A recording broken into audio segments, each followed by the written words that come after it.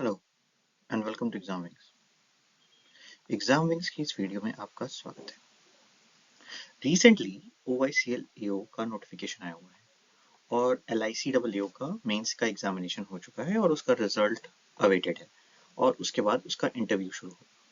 तो इस वीडियो में हम बेसिकली दोनों ही डिपार्टमेंट्स में जो कि इंश्योरेंस से डील करते हैं उनके AO जो कि actually entry level officer job है उसके बारे में इस वीडियो में हम डिस्कस करेंगे। आगे बढ़ने से पहले आप हमारी सारी अपडेट्स हमारी वेबसाइट www.examings पे पा सकते हो, जहाँ पे आपको latest notification, notes, practice set plus mock test मिलेगा। आने वाले टाइम पे हम आपके लिए free mock test for all the examinations लाने वाले हैं, जिसमें आपको सारे एग्जामिनेशन के सारे पैटर्न्स मिल जाएंगे। साथ ही साथ आप हमको हमारे टेलीग्राम, इंस्टाग्राम और फेसबुक पे फॉलो कर सकते हो। इस समय टेलीग्राम पे हमारे कई स्टूडेंट्स हमको फॉलो कर रहे हैं, जिनको हम मेंटरशिप प्रोवाइड कर रहे हैं कि हाउ टू प्रिपेयर आगे आने वाले 2026 के एग्जामिनेशन के लिए। This is free of cost basic mentorship. यहाँ पे हम आपकी क्लासेस और कोचिंग नहीं करते, बट आपको बताते हैं कि किन चीज़ों को अवॉइड करना है और किन चीज़ों को करना है ताकि आप सिलेक्शन पा सको। ऑर्गेनाइजेशंस के बारे में बात करें तो जैसा कि सबको पता है, LIC life insurance corporation of India basically life insurance से डील करती है।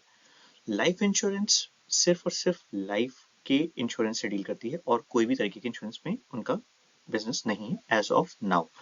आने वाले समय में बात चल रही है कि जल्दी ही लाइफ इंश्योरेंस को हेल्थ इंश्योरेंस के साथ साथ फैसिलिटीज मिलेंगी, जहाँ पे वो हेल्थ इंश्योरेंस भी बेच पाएंगे। OICL मतलब ओरिएंटल इंश्योरेंस कंपनी लिमिटेड एक जनरल इंश्योरेंस कंपनी है। मतलब ये हर तरह का insurance, car insurance, home insurance, ठीक है, और अ, अलग तरीके के बिजनेस इंश्योरेंस, प्रोडक्ट इंश्योरेंस, ये सारी चीजें ये प्रोवाइड करती हैं। तो OICL बेसिकली बहुत ही ब्रॉड तरीके के इंश्योरेंस प्रोवाइड करती है, जबकि LIC सिर्फ लाइफ से रिलेटेड इंश्योरेंस प्रोवाइड करती है। देखो, both are government of India own insurance, but LIC और OICL में डिफरेंस क्या है? OICL इस समय 100% गवर्नमेंट है। अब कुछ लोग आते हैं LIC प्राइवेटाइजेशन, ये सारी वाली कहानी, ये मैंने हमने पुरानी वीडियोस में बात की है, और ये सारी ना बचकानी बातें हैं, आपके जॉब से रिलेटेड बहुत इंपॉर्टेंट नहीं है। तो LIC जो है बेसिकली आज भी 90% गवर्नमेंट ऑफ इंडिया ओन करती है। और अगर किसी को डाउट हो रहा हो बाकी का ना, तो एक बार जरा कमेंट सेक्शन में डाल देना कि SBI कितना गवर्नमेंट ऑफ इंडिया ओन करती है, जरा चेक करके आप आना। PNB how much Government of India, या bank of Baroda how much Government of India own. आपको पता चलेगा कि ऐसा नहीं है कि हर जगह 100% ही चल रहा है, कुछ जगह 100 है, कुछ जगह नहीं भी है। तो it is not a big deal, this is not something new. तो उस बारे में हमने टाइम वेस्ट करने के बजाय हमारी फोकस का होना चाहिए तैयारी, पढ़ाई, सिलेक्शन। अब प्रोफाइल के बारे में बात करते हैं तो देखो, LICAA का जो प्रोफाइल होता है ना, वो थोड़ा सा वर्सेटाइल होता है। वर्सेटाइल क्या होता है कि आपको यहाँ पे policy serving, underwriting, administration, हर तरह का काम मिलता है। प्लस आपको सेल्स में भी बहुत काम करना हो सकता है। इसमें क्या होगा, क्लेम प्रोसेसिंग, लाइफ इंश्योरेंस। देखो, जब आप डबल बनोगे ना, तो ये तो नॉन, मैंने पहले भी बताया है, पहले भी वीडियोस बनाई हैं, आपने अगर नहीं देखी है तो हमारी LICAA की एक सैलरी की डेडिकेटेड वीडियो है, उसमें आप जाकर चेक करना। LICAA में यू हैव टू वर्क, जब आप आगे प्रमोशन लेते हो, जब आप AO पे पर्टिकुलर जाते हो ना, तब आपके पास आता है सेल्स या फिर एडमिन। अब इसमें देखो, कुछ प्रोज हैं, कुछ कॉन्स हैं। सेल्स का मतलब ये नहीं है यार कि सेल्स पे ही सैलरी बनेगी। यहाँ LIC के इंश्योरेंस बिक रहे हैं बहुत तेजी से, तो उतना बड़ा दिक्कत नहीं है, लेकिन हाँ, टारगेट्स होते हैं, सारी चीजें होती हैं। एडमिन में वो प्रेशर नहीं होता है, लेकिन फिर कुछ बेनिफिट्स भी नहीं मिलती हैं। तो वो सारी चीजें क्या होती हैं, क्या होनी होती है, वो बाद में बात कर लेंगे। बट अभी देखते हैं कि वो और क्या चीज होती है। देखो, ये मोस्टली डेस्क जॉब है, लिमिटेड फील्ड वर्क होता है इनिशियल स्टेज में AA पे। लेकिन अगर आप AO में जब आप आते हो, मतलब जब आपका प्रमोशन होता है और आप सेल्स में इंटर कर जाते हो या मार्केटिंग में इंटर कर जाते हो, तो फिर आपका फील्ड वर्क थोड़ा बढ़ जाता है। अगेन, 100% फील्ड वर्क नहीं है। क्यों? क्योंकि एजेंट जो होते हैं और जो डेवलपमेंट ऑफिसर होते हैं, इनका फील्ड वर्क होता है, आपका फील्ड वर्क नहीं होता है। आपका उनको टीम को मोटिवेट करना, उनको नया बिजनेस आने के लिए समझाना, सिखाना और प्रोत्साहित करना होता है। तो वो आपका सेल्स का काम है। ठीक है, आप यहाँ मैनेजर हो, आप जा जाके बेचोगे नहीं, आप टीम मैनेज करोगे। तो ये वाला सेल्स का काम है। ठीक है, देखो, वर्क प्रोफाइल अच्छी है, शांत है, प्रिडिक्टेबल है, आपको पता है कब टारगेट आना है, कब नहीं आना है, मार्च में थोड़ा प्रेशर होता है, स्टेबल प्रोफाइल है। अब बात करते हैं OICL AO की। देखो, LIC का जो AA होता है, वो इक्वलेंट होता है एओ के ओआईसीएल में एक तरह से, क्योंकि यहीं से एलआईसी भर्ती शुरू करती है और ओआईसीएल यहाँ से ही भर्ती शुरू करती है। ओआईसीएल में डबल एओ की भर्ती नहीं होती है, वैसे ही एलआईसी में भी एओ की भर्ती नहीं होती है, उसकी कोई नहीं नोटिफिकेशन आती है। देखो यहाँ पे अंडरराइटिंग करनी होती है आपको मोटर्स की, हेल्थ की, फायर की, मेरीन की, बहुत तरह के इंश्योरेंस, जैसे मैंने आपको शुरू में बताया। Risk assessment, risk claim settlement, ये सारी चीजें आपको देखनी होती हैं। क्लेम सेटलमेंट आपको एलआईसी में देखना होगा, वहाँ लाइफ के लिए देखना होगा, यहाँ आपको मल्टीपल हो सकता है। तो यहाँ पे coordination with surveyor, legal and recovery work भी बहुत होता है। क्यों? क्योंकि अब जैसे बाई मोटर इंश्योरेंस है, तो कई बार आपने क्लेम किया कि भाई मेरी गाड़ी लग गई, अब उसको मुझे उसका डोर चेंज कराना है, तो उसमें फिर आपको जो सर्वे करने जाएगा उससे कोऑर्डिनेट करना पड़ेगा। भाई अगर आपने कहा कि भाई इसका नहीं मिल सकता क्लेम, तो लीगल टीम कहे, वो लीगल केस कर देंगे आपके ऊपर कि कैसे नहीं मिलेगा क्लेम, तो लीगल टीम से कोऑर्डिनेट करना। कभी कभी क्लेम गलत जाता है तो उसकी रिकवरी चेक करना, वो सारी चीजें होती हैं। यहाँ पे टेक्निकल काम थोड़ा है, ऑपरेशनल एक्सपोजर आपको बहुत मिलेगा, क्योंकि आप डिफरेंट तरीके की इंडस्ट्री में काम करोगे। कभी आप मरीन के बारे में हो, 4 साल आप मरीन में पोस्टेड हो, तो बोट्स का इंश्योरेंस हो रहा है, बोट में किस तरह के होते हैं, टरबाइन का क्या होता है, सारी चीजें आप देखोगे। फायर में हो तो फायर के बारे में कैसे होता है, हाउस का है तो हाउस में कैसे हो, तो थोड़ा सा आपको एक्सपोजर बहुत तरीके का मिलता है। पोस्टिंग एंड ट्रांसफर की बात करूं, तो देखो एलआईसी डबल एओ में अभी रिसेंटली जो नोटिफिकेशन है उसमें कहा गया था कि हम भाई जोन में पोस्टिंग करेंगे आपकी, और जोन के बाहर आपको होम जोन नहीं मिलने वाला। वो सब अपनी बात है, बट मोस्टली होम स्टेट में आपको मिल जाता है। जोन इस स्टेट में थोड़ा डिफरेंट होता है।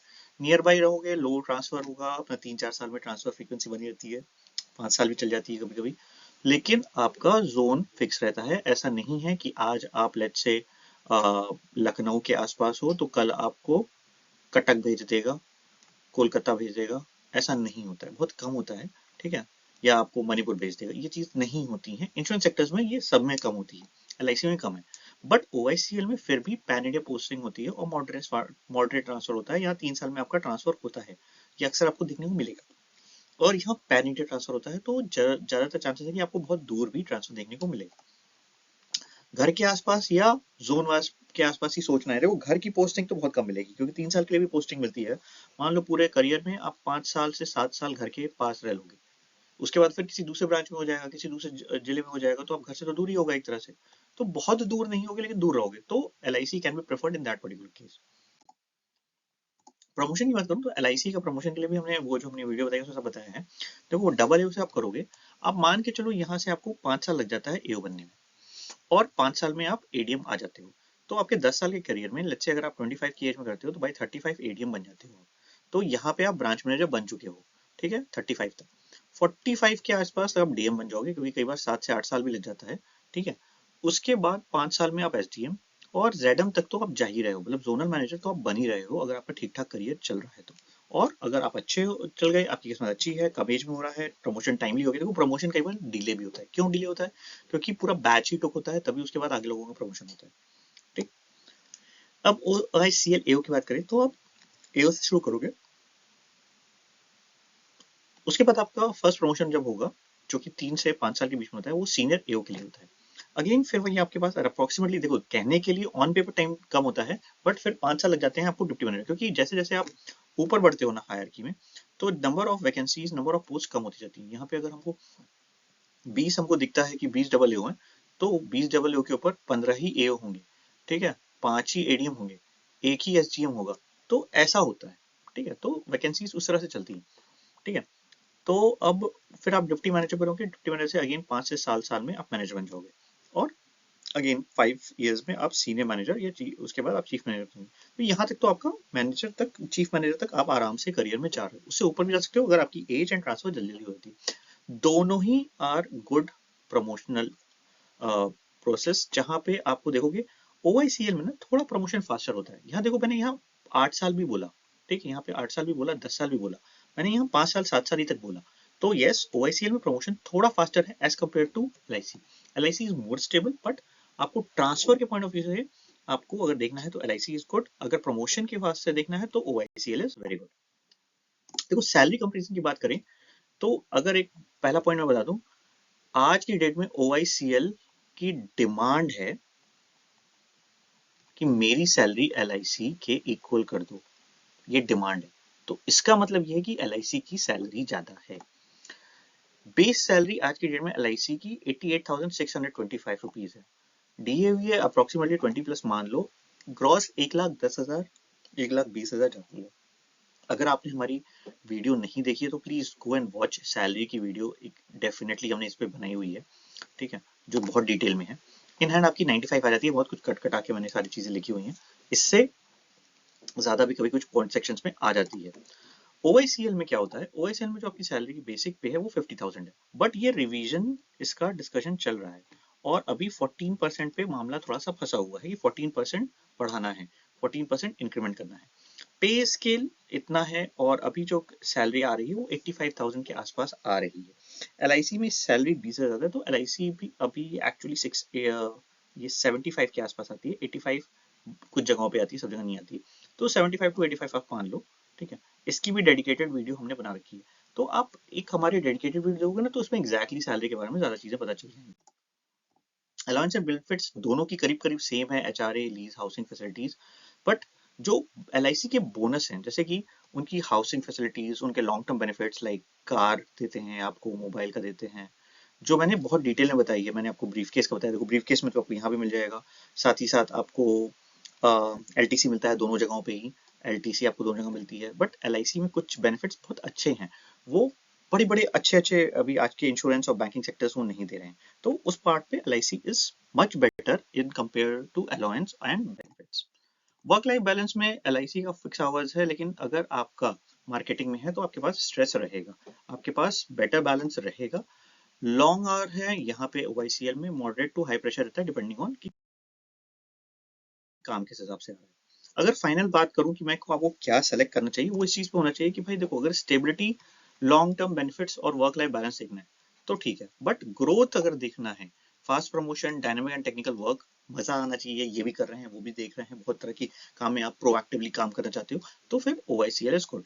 सैलरी अल्टीमेटली एलआईसी के आसपास पहुंच जाएगी, उसके लिए परेशान मत हो, वो सारी चीजें नहीं रहेंगी दिक्कत। जो भी इसके सिवा आपके क्वेश्चन हैं कमेंट सेक्शन पूछ सकते हो, टेलीग्राम पे कनेक्ट कर सकते हो, सारी चीजें वी कैन डू फॉरवर्ड, ठीक है। All the best.